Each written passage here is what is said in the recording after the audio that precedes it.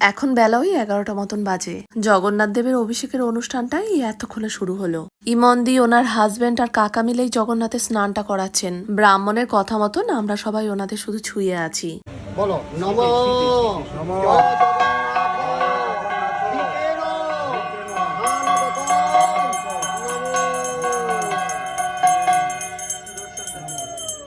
শাহী স্নান করাতে যা যা লাগে সবই মোটামুটি দেয়া হয়ে গেছে, শুধু ঘিটাকে দিতেই বাকি আছে।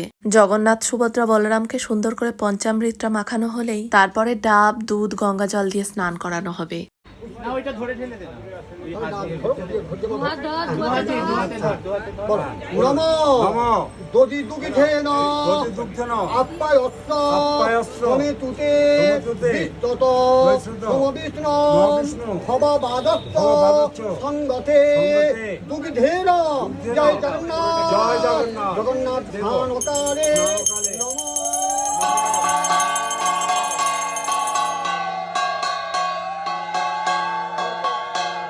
এত ঘি মধু মাখিয়েছে সেজন্য ভালো করে স্নান করাচ্ছে জানো।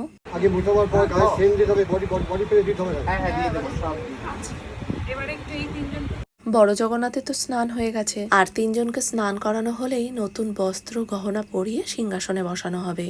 আমার আবার অনেক দিনকার পুরনো একটা ইচ্ছা আছে জানো, বেশ কয়েক বছর ধরে আবার পুরী যাওয়াটা বছরে একবারের থেকে দুবার হয়ে গেছে। হয়তো ভগবানই চায় বছরে একবারের জায়গায় 2-3 বার যাই ওনার দর্শন করতে।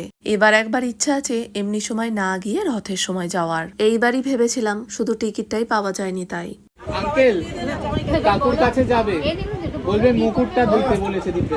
এই যে এই 5 লহরীর হারটা দেখছো, এই হারটা হাতে যে চূড়টা পরানো হয়েছে সবগুলোই সোনার জানো। রথযাত্রার এই 7টা দিন ওনাকে এগুলো পরানো থাকে।